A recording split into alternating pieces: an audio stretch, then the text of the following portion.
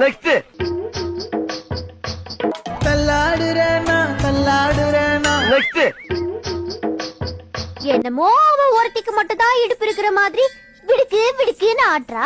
Next. Next.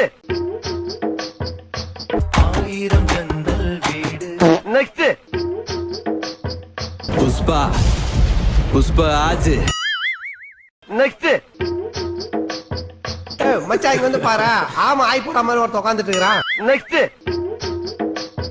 அப்படி சும்மா அப்படி சில்லு சில்லு சில்லு சில்லுன்னு வரும் மேடம். நெக்ஸ்ட்.